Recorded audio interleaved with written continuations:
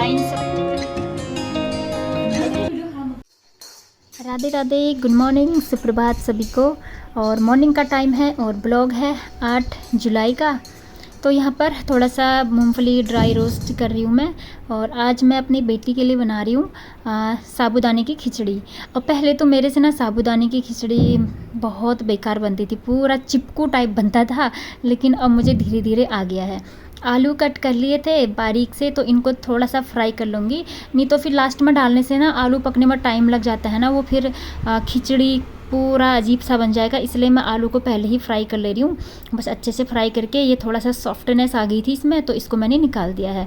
बगल वाले चूल्हे में बन रहा है चने उबाल रही हूँ। बस यहाँ पर इतना रेडी हो गया है मेरा। और अब यहाँ पर कढ़ाई में मैंने तेल डाल दिया था थोड़ा सा, और तो प्याज और टमाटर थोड़ा फ्राई कर लूँगी। उसके बाद साबूदाना मैं डाल दूँगी। तो साबूदाना मैंने रात में ही भिगाने के लिए डाल दिया था। तो फिर जैसे ही सुबह मॉर्निंग पर जागी ना, तो उसको तुरंत फ्रीज में रख दिया मैंने, जिससे वह बिल्कुल नहीं चिपकते हैं। ये मुझे मेरे किसी फ्रेंड ने ही बताया था ये वाला नुस्खा। तो मैंने पूछा था कि मुझसे बिल्कुल नहीं बनता है, लेकिन अब इतना टेस्टी बनता है ना। और मेरी बेटी का सबसे ज़्यादा फेवरेट है ये पोहा, साबूदाना, इस टाइप की चीज़ें उसको बहुत पसंद आती हैं। तो ये मैं इसी के लिए ही बनाती हूँ, ब्रेकफास्ट के लिए। ईजी भी रहता है और अच्छा रहता है। तो आज मेरे पास ज़्यादा काम का प्रेशर नहीं है, क्योंकि इसके पापा ना घर गए हुए हैं कुछ दिनों के लिए। तो अब काम का बोझ थोड़ा सा हल्का हो गया है। प्रेशर फ्री होकर मैं सारे काम करूँगी आराम से, कोई नोक झोंक नहीं। अभी घर गए हैं तो मैं भी थोड़ा सा अब अपना टाइम खुद के लिए, अपने लिए टाइम निकालूंगी, शांति से बैठूंगी। क्योंकि चीज़ें होती हैं ना, जब तक पास होते हैं तो कुछ ना कुछ नोक झोंक होती ही रहती है। तो हम लोगों को भी थोड़ा सा स्पेस चाहिए होता है, जिससे कि थोड़ा सा शांति से जी सके, खुद के लिए टाइम निकाल सकें। तो अभी ये मेरे लिए बेस्ट टाइम है खुद को संवारने का, खुद की ओर देखने का, खुद की ओर झांकने का। क्योंकि काफ़ी टाइम से बहुत परेशान चल रही थी, चीज़ें बहुत बेहतर नहीं चल रही थी। तो अब थोड़ा सा टर्निंग पॉइंट मैं लाने वाली हूँ अपनी लाइफ में। यहाँ पर आलू भी डाल दिए हैं मैंने, और जो मूंगफली भुने हुए थे ना, उसको मैंने कूट कर अच्छे से बारीक पीस कर इसमें डाल दिया है, ताकि ये चिपकू चिपकू ना बने। मूंगफली डालने से थोड़ा सा ना एकदम खिले खिले से बने रहते हैं। तो साबूदाने की खिचड़ी बनकर बिल्कुल रेडी हो गया था। तो इसको मैंने टिफ़िन में डाल दिया है। और फ्रूट ब्रेक के लिए पपाया मैंने कट कर लिया था। तो इतना काम हो गया है। तो जो मॉर्निंग का जो ब्रेकफास्ट बनाने का टाइम था वो बस इतना ही है। और आज मेरे पास खूब सारा टाइम रहेगा, आज क्या थोड़े दिन, क्योंकि जो बहुत सारा खाना बनाना पड़ता था ना, वो थोड़ा सा रेस्ट मिल जाएगा मुझे इस टाइम पर अभी। इसके बाद बेटी चले गई थी अपना स्कूल। अब मैं कर रही हूँ घर के सारे काम। यहाँ पर जो भी क्लीनिंग की रूटीन थी वो मैंने कंप्लीट कर लिए थे। और अब मैं दूध है जो खाली कर रही हूँ। और देखिए मलाई कितना ज़्यादा स्टोर हो गया है, सच में पहाड़ सा बन गया है। और मुझे ना इसका घी बनाना है, तो टाइम नहीं मिल पा रहा था। तो मैं जल्दी से बनाती हूँ, क्योंकि बरसात का सीज़न है, ज़्यादा दिन स्टोर करना सेहत के लिए खतरा हो सकता है। तो ज़्यादा बरसात में ज़्यादा चीज़ें स्टोर करना भी नहीं चाहिए, मलाई वगैरह। ये तो थोड़ा ज़्यादा ही हो गया फिर भी। तो अब मैं टाइम निकाल कर जल्दी से इसको भी निपटा दूँगी।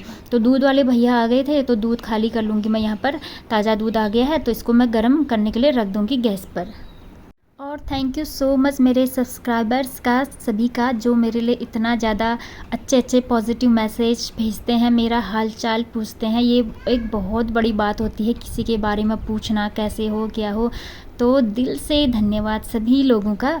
तो अब ये जो मलाई का ये पतीला है ना छोटा सा, इसको मैंने फ्रीज में रख दिया है। और अपने लिए पपाया मैंने कट कर लिए हैं। और तो सबसे पहले मैं पपाया खा लूँगी। अपनी सेहत पर पूरा पूरा ध्यान दे रही हूँ मैं। हाँ, किसी ने पूछा था ना, किसी सब्सक्राइबर ने, उनका नाम है कविता। तो कविता जी ने पूछा नहीं था, सजेस्ट किया था, सजेस्ट किया था कि B12 और विटामिन D की जो है टेस्ट है वो करवा लीजिए। तो मैं वो करवाई हूँ, 2024 में भी करवाया था, 25 में भी।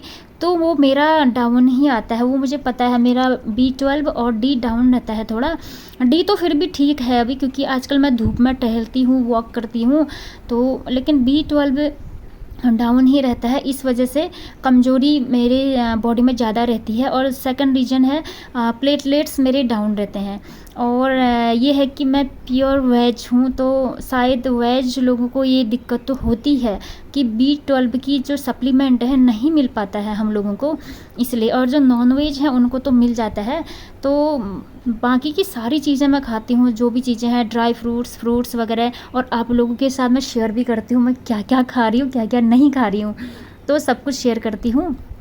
वो वाली प्रॉब्लम भी है। दूसरा वही दिक्कत है, मेरे प्लेटलेट्स डाउन रहते हैं और HB भी थोड़ा सा डाउन ही रहता है, लगभग 9.5 या 10 तक रहता है मेरा HB, और प्लेटलेट्स ज़्यादा डाउन रहते हैं। तो सबसे ज़्यादा कमज़ोरी इसी वजह से आती है मुझे।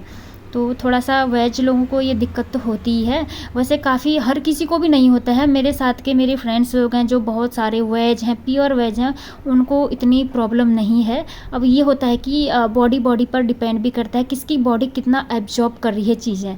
शायद यही रीज़न है कि मेरी बॉडी एब्जॉर्ब नहीं कर पा रही है जो भी चीज़ मैं खाती हूँ, तो यही रीज़न हो सकता है, मुझे लग रहा है। इसके बाद फ्रेंड्स देखिए, मेरी बेटी इस टेबल का ना हाल बहुत बुरा बना देती है।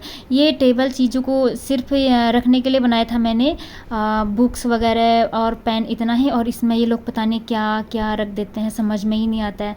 तो मैं सोच रही हूँ इसको नेक्स्ट वाले रूम में शिफ्ट कर देती हूँ, वहाँ मैं इसको अच्छे से रखूँगी और इसमें अच्छी सी रिलीजियस बुक्स रखूँगी मैं अब अपने, और इसके पेंसिल वगैरह सब रख दूँगी वहाँ। और बाकी की जो ये 100 टाइप के कलर्स निकालती है ना, इसको मैं शेल्फ में कहीं पर सेट करके रख दूँगी। तो यहाँ पर मैं टेबल ला गई हूँ, और ये विंडो काफ़ी बढ़िया है। इसमें ना थोड़ा स्पेस भी है, जैसे आप पेन होल्डर रख सकते हो, कुछ भी रख सकते हो, इस टाइप के विंडो बने हैं ये, तो काफ़ी बढ़िया है यहाँ पर। और बाहर का व्यू भी दिखता है, और आप लोग यहाँ पर बैठ के स्टडी करो तो काफ़ी बढ़िया लगता है, क्योंकि हवा भी चलती है, बड़े बड़े पेड़ हैं, आप लोगों को दिख रहा होगा विंडो से, तो मन को थोड़ा सा सुकून सा मिलता है यहाँ पर बैठकर। मुझे ऐसी जगह अच्छी लगती है जहाँ मतलब आउटडोर वाली जगह दिखे, जहाँ से पेड़ पौधों का नज़ारा हो, बाहर साइड दिखे। एकदम बंद चीज़ों से ना मुझे बहुत ज़्यादा प्रॉब्लम है सच में, ख़ास तौर पर बंद कमरे होते हैं जो बिल्कुल घुटन सी हो जाती है। इसके बाद बॉक्स में बुक्स रखे हुए थे, उनको मैंने निकाल दिया है। मेरी कुछ रिलीजियस बुक्स हैं जो मैं बीच में पढ़ना छोड़ दी थी, शायद बिजी रह गई थी इसी वजह से।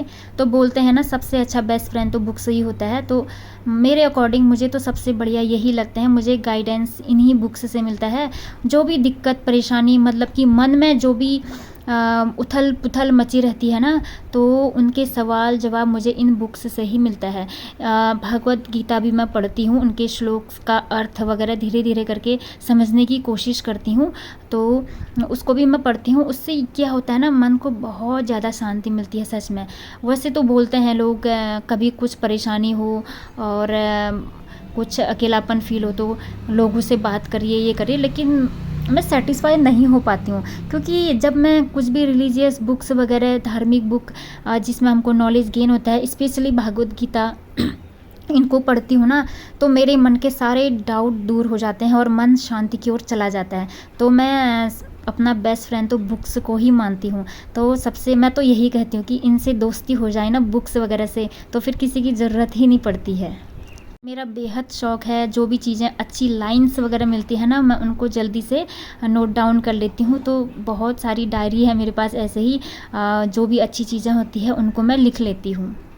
कि जीवन में जो परेशानी चलती रहती है उसमें यही होता है, क्या, क्यों, कैसे, मेरे साथ क्यों, इस टाइप का चलता रहता है ना, तो इसका उत्तर हमको इन्हीं बुक्स से मिलता है। बाहर वाले भी ज्ञान तो दे ही देते हैं, लेकिन उतना सेटिस्फाई नहीं हो पाते हैं। या फिर हाँ, कुछ बड़े बड़े जो महापुरुष हैं, संत हैं, उनकी वाणी सुन लें तो फिर सेटिस्फाइज हो जाते हैं, लेकिन बुक्स पढ़ना भी बहुत ज़्यादा ज़रूरी है।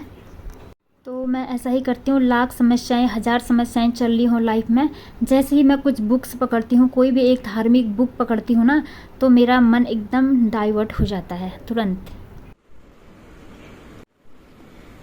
तो फ्रेंड्स थोड़ा सा दिखा देती हूँ मैं, मेरी राइटिंग थोड़ी सी बेकार सी है, क्योंकि पता नहीं क्यों बचपन से ही मेरी राइटिंग ना हमेशा शिकायत ही रही थी मेरे टीचर्स को। तो इसमें है आत्मस्थ होना।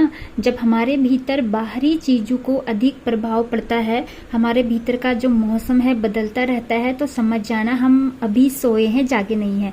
भीतर से स्थित अडिग अछूता रहना ही जागना है। जो ठहर गया भीतर से वही आत्मस्थ है। आत्मस्थ स्थान की पहचान है कि वो किसी परीक्षा से अब डरता नहीं है।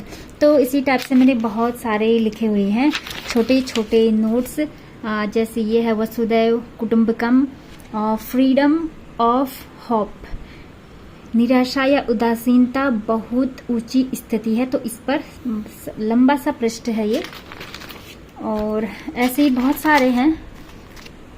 और जो जो मुझे अच्छे से श्लोक होते हैं ना, उनको मैं भी लिख लेती हूँ। जैसे ये एक ओमकार सतनाम वाला आप सभी लोगों ने सुना होगा ना, तो इसका पूरा अर्थ मैंने गूगल में सर्च किया, तो मैंने पूरा राइट डाउन कर दिया इसको, क्योंकि इसका अर्थ इतना सुंदर है सच में।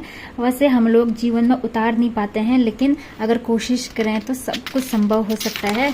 तो मन को ना बहुत शांति मिलती है इन सब चीज़ों से।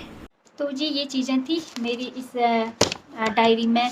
मैं नोट डाउन करते रहती हूँ जो भी स्पिरिचुअल चीज़ें हैं और अच्छे लाइंस वगैरह हैं, मैं नोट डाउन कर लेती हूँ सारी चीज़ें। और स्पिरिचुअल बुक्स मेरे पास बहुत सारी हैं, और जिसको मैं बीच में पढ़ना ही भूल गई थी, इसलिए मेरा मन बहुत ज़्यादा परेशान हो गया था बीच में। क्योंकि ऐसा होता है ना, जब हम अच्छी चीज़ों से दूर जाने लगते हैं ना, तो माया की चपेट में हम लोग आने लगते हैं, तो फिर मन परेशान होना ही है, ये तो होता ही है। तो ये सारे बुक्स थे जो मेरे स्पिरिचुअल वाले, सब बॉक्स के अंदर पैक्ड थे। जब से यहाँ आई हूँ खोले ही नहीं थे। अक्सर मैं इनको खोलते ही रहती हूँ, इनको मैं हमेशा पढ़ती हूँ, क्योंकि इसी से ही मन को शांति मिलती है। सही मार्गदर्शन एक में होता है ना, जो इन्हीं बुक से मिलता है। तो बुक्स ज़रूर पढ़ना चाहिए, जो स्पिरिचुअल बुक्स हैं हम सभी को पढ़ना चाहिए, किसी स्पेशल के नहीं, सभी के लिए ही इम्पोर्टेंट है। तो जो मन की शांति होती है ना, तो इसी से ही आती है। बाहर इधर उधर भटकने की ज़्यादा आवश्यकता तो नहीं है, क्योंकि मन की शांति सब भीतर ही है, बस उसको ना थोड़ा सा समझने और पढ़ने की ज़रूरत होती है। तो जी फ्रेंड्स, सही भी है, जब बुरा वक्त आता है ना, तो चीज़ें थोड़ी सी समझने में आती हैं और पता चलता है कहाँ हमसे चूक हो रही है। तो मैंने भी बहुत ज़्यादा सर्च किया इस दौरान कि परेशान क्यों हो रही हूँ मैं इतना ज़्यादा, और घर में कुछ परेशानी आ रही तो एकदम रिएक्ट करना, ये सारी चीज़ें। लेकिन जब हम स्पिरिचुअलिटी की ओर बढ़ते हैं, जैसे अच्छी अच्छी बुक्स पढ़ते हैं, भागवत गीता, ये बुक्स पढ़ते हैं, तो जो हम एकदम से रिएक्ट करते हैं ना, वो बहुत ज़्यादा कम हो जाता है। तो मैं इनसे ना सच में बहुत ज़्यादा दूर हो गई थी। बस ये जब से आए हैं ये पैक्ड ही रह गए थे, तो मेरे माइंड पर बहुत ज़्यादा असर पड़ा इसका। बोलते हैं ना, तो स्पिरिचुअलिटी की ओर बढ़ोगे तो नेगेटिविटी हमेशा दूर रहेगी। नेगेटिविटी क्या है, यही तो है, मन बहुत ज़्यादा परेशान होना और एंजाइटी और गुस्सा, छोटी छोटी बातों में रिएक्ट करना। जैसे घर में नॉर्मल से झगड़े वगैरह होते हैं ना, तू मैं हो जाती है, तो उसमें हम एकदम से रिएक्ट करने लग जाते हैं। तो बस यही है, इससे थोड़ा सा हम रिएक्ट करना कम करते हैं और थोड़ी सी सहन शक्ति भी आ जाती है। और सबसे बड़ी बात है ना, मार्गदर्शन मिल जाता है। तो अब से मैं डेली इनको पढ़ूंगी, तो मैंने इनको यहाँ पर रख दिया है। और ऐसी चीज़ें घर में रखनी भी चाहिए, इससे ना बच्चों पर बहुत ज़्यादा इफेक्ट पड़ता है। वो भी देखेंगे भाई हमारे पेरेंट्स पढ़ क्या रहे हैं, ज़रा हम भी तो देखें, थोड़ा सा ऐसे निकाल कर देखेंगे तो उनको भी कुछ समझ में आएगा। हालांकि इसमें थोड़ी सी शुद्ध हिंदी है, बच्चों को उतना समझ में नहीं आता, लेकिन कोशिश करेंगे तो आ जाएगा। क्या पता हम एक्सप्लेन करेंगे, पूछेंगे, क्योंकि बच्चे बहुत ज़्यादा क्वेश्चन करते हैं। तो उसके लिए पेरेंट्स का पढ़ना भी बहुत ज़्यादा ज़रूरी है, क्योंकि अभी तो माहौल ऐसा ही है। तो बच्चों को इस ओर ज़रूर मतलब बढ़ाना चाहिए। तो स्पिरिचुअल बुक्स घर के टेबल पर ज़रूर रखना चाहिए, इससे बच्चों पर भी बहुत असर पड़ेगा। तो फ्रेंड, ये तो हो गई मन की शांति की बात। और अब है जो मेरा फिज़िकल हेल्थ ना, यहाँ आने से बहुत ज़्यादा डाउन भी हो रहा है। ये तो क्लाइमेट चेंज से भी है थोड़ा सा, क्योंकि यहाँ का क्लाइमेट थोड़ा सा डिफरेंट है बहुत ज़्यादा, तो मुझे सूट नहीं कर रहा है। तो देखो मैं कब तक रहती हूँ यहाँ, मतलब अभी तो ये वाला सेशन तो मुझे कंप्लीट कराना ही पड़ेगा बेटी का, उसके बाद डिसाइड करेंगे कि जाना है यहाँ रहना है। तो मुझे तो बेवकूफ़ी लग रही है यहाँ रहना, क्योंकि क्लाइमेट भी सही सूट नहीं कर रहा मुझे, और ऊपर से बहुत ज़्यादा डिस्टर्बेंस है बच्चों के लिए। बारिश बहुत ज़्यादा होती है और एकेडमी बंद रहता है बारिश की वजह से, और स्कूल की कंडीशन भी थोड़ी सी ऐसे ही है, बस काम चला हुआ है, बस जैसे तैसे चल रहा है, ये वाली बात है। तो देखो क्या होता है। तो फिज़िकल हेल्थ भी मैं अब थोड़ा ध्यान दूँगी, क्योंकि यहाँ मुझे एक्स्ट्रा केयर करने की ज़रूरत पड़ेगी, मुझे ऐसा लग रहा है। क्योंकि अगर क्लाइमेट आपको सूट नहीं कर रहा है तो फिर ज़्यादा ध्यान देने की बहुत ज़्यादा ज़रूरत पड़ेगी। बाकी जो मैं परेशान हो रही थी अब वो बिल्कुल ठीक हो गया है, क्योंकि अब मेरे पास हो गया है मेरा मार्गदर्शन, मेरी प्यारी-सी बुक्स जो मुझे बहुत ज़्यादा पसंद है। इसमें मैं हमेशा अच्छी-अच्छी चीज़ें लिखती रहती हूँ, क्योंकि ये फिर मेरे बच्चों के काम आएगी, मेरी बेटी के काम आएगा, क्योंकि बच्चों को ना स्पिरिचुअलिटी की ओर बढ़ाना बहुत ज़्यादा ज़रूरी है इस टाइम पर, ख़ास तौर पर। ये है मेरी स्पिरिचुअल बुक्स। अभी मुझे बहुत सारी बुक्स और ऑर्डर करना है, लेकिन दिक्कत ये है ना, यहाँ थोड़ा सा ऑर्डर पहुँचने में बहुत देर हो जाती है, तो थोड़ा सा मतलब लेट हो जाता है बहुत ज़्यादा, तो मन ही नहीं करता मंगाने का। फिर तो जब कहीं चले जाएंगे फिर वहीं से ही मंगा लेंगे, तुरंत मिल जाए तो सही रहता है। कभी कभी तो 1 महीना भी लगा देते हैं, तो बड़ी दिक्कत हो जाती है। तो ऑनलाइन परचेज़ भी थोड़ा मुश्किल है यहाँ, तो आ जाता है लेकिन मतलब थोड़ा सा टाइम बहुत ज़्यादा ले लेता है। तो फिर जहाँ जाएंगे वहीं मंगाऊंगी। फ़िलहाल तो मुझे इनको पढ़ना है। इन बुक्स को ना कितना ही पढ़ो उतना नॉलेज आते ही जाता है। ऐसा लगता है कि जैसे फिर से हम नया पढ़ ले हो, पता नहीं क्यों ऐसा होता है। इनको मैंने बहुत बार पढ़ लिया है, जब मैं दिल्ली में थी तब भी पढ़ लिया था। बहुत ज़्यादा गाइडेंस मिला, इतना ज़्यादा गाइडेंस मिला ना, जब भी मैं परेशानी में थी और जो पारिवारिक कलह वगैरह होते हैं उनसे मुझे इन बुक्सों से बहुत ज़्यादा हेल्प मिली। सच में जो मन की शांति खो जाती है ना, वो यहीं से ही लौट के मिलती है। सच में सरस्वती माता की कृपा यही होती है कि हम अच्छे बुक्स पढ़ पाते हैं, क्योंकि अच्छा बुक्स होगा तो अच्छी नॉलेज आएगी, और अच्छी नॉलेज आएगी तो शांति भीतर से अपने आप निकलने लगेगी। तो यही बात है इन बुक्स में। तो फिर चलो देखते हैं, इनको पढ़ती हूँ मैं धीरे धीरे करके। अब अपनी बेटी के लिए भी मैंने बुक्स लिया था पंचतंत्र की फेमस स्टोरीज़।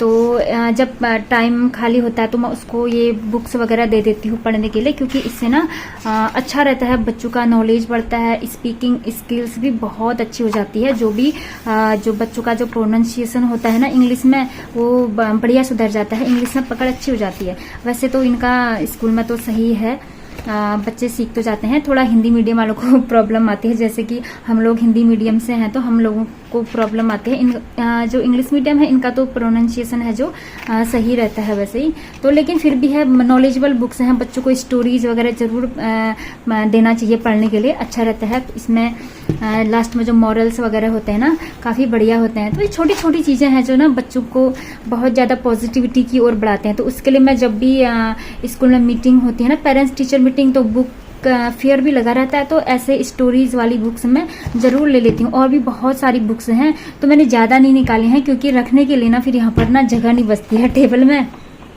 तो कुछ कुछ ही निकाली हैं, क्योंकि हर बार तो लेते ही रहते हैं। बस अच्छा रहता है थोड़ा सा बुक्स हो घर में ना, तो सही रहता है। तो कभी कभी तो क्या डेली ही ज़रूर पढ़ना चाहिए इन बुक्स को। तो मैं काफ़ी टाइम से इन चीज़ों से दूर हो गई थी ना, तो चीज़ें मुझ पर थोड़ा सा अजीब सी मतलब ओवर रिएक्ट हो रही थी सारी चीज़ें। कुछ घर में जैसे कोई भी कोई छोटे मोटे लड़ाई झगड़े वगैरह होते हैं तो ओवर रिएक्ट कर रही थी, या कुछ किसी के साथ अटैचमेंट ज़्यादा हो जाना, इस टाइप से ये चीज़ें ज़्यादा होती हैं ना, तो फिर दुख तो मिलना ही मिलना है। तो ये चीज़ें सिखाती है मुझे चीज़ों से कैसे डिटैच रहना है, और रिएक्ट कम से कम करना है। तुरंत हम रिएक्शन दे देते हैं ना किसी भी चीज़ का, कोई हमसे कुछ बहस कर रहा हो तो एकदम हम भी आग बबूला सा हो जाते हैं और रिएक्ट कर देते हैं, उसका कुछ भी परिणाम नहीं मिलता है, मिलेगा भी तो नेगेटिव ही मिलेगा। तो इसलिए जो ये धार्मिक बुक्स हैं और स्पिरिचुअल बुक्स हैं, इनको पढ़ना ज़रूरी है। ये कुछ राशन का सामान था, इसको मैं टोकरी में रख कर स्टोर करके रख रही हूँ।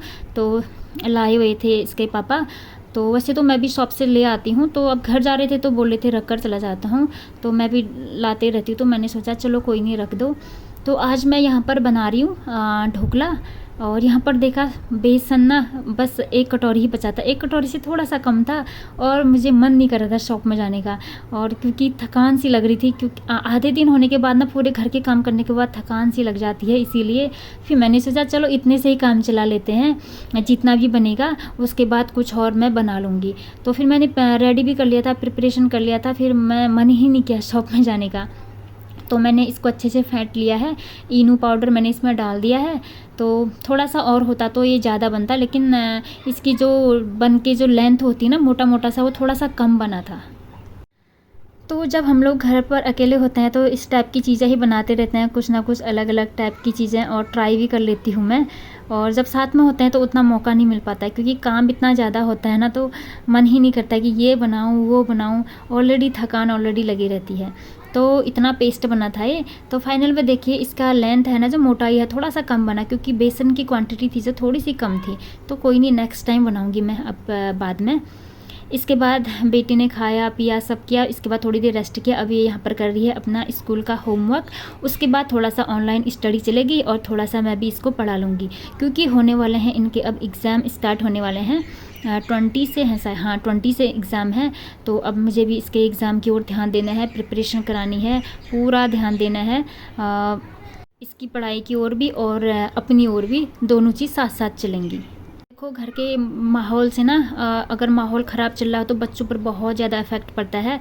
इसलिए मैं इसको चेंज करने की पूरी कोशिश करती हूँ, और फ़िलहाल तो मैं पूरा चेंज करूँगी। और जो चीज़ें बदल नहीं सकते तो वो तो बदल ही नहीं सकते हैं। जैसे किसी भी इंसान का एग्जाम्पल ले लो, कुछ इंसान होते हैं वो नहीं बदल सकते हैं, और हम उनको कभी नहीं बदल सकते। और आप लोगों के पास एग्जाम्पल है महाभारत में, दुर्योधन को कितना बदलने की कोशिश की गई लेकिन वो कभी नहीं बदला। इसलिए जो इंसान बदल नहीं सकता ना, उनको उनके हाल पर ही छोड़ देना चाहिए, यही बेटर रहता है, और अपना शांति से जीना चाहिए। बस अभी तो बुक्स मैंने थोड़ा खोला ही था, अभी से ही पॉजिटिविटी वाले थॉट्स क्रिएट होने लग गए हैं मन में। आज तक इतना नेगेटिविटी में जी रही थी ना, थोड़े दिन से, जब से घर का माहौल थोड़ा सा चेंज हो गया था, तू मैं चल रही थी।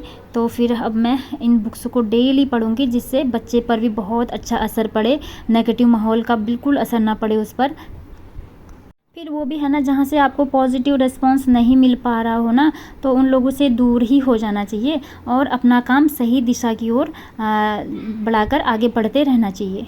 कि सबसे बड़ी चीज़ तो शांति है, शांति से बड़ी कुछ भी नहीं है। आप भले कितना पैसा ज़मीन जायदाद जोड़ लो, अगर शांति आपके पास नहीं है तो आपकी लाइफ में कुछ भी नहीं है।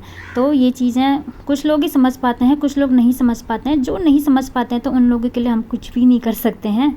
प्रार्थना के सिवाय क्या कर सकते हैं? इतना ही बोल सकते हैं कि सभी लोग स्पिरिचुअलिटी की ओर आए, आध्यात्मिकता की ओर आए। तो जी आज के लिए इतना ही, मिलती हूँ नेक्स्ट ब्लॉग में। राधे राधे।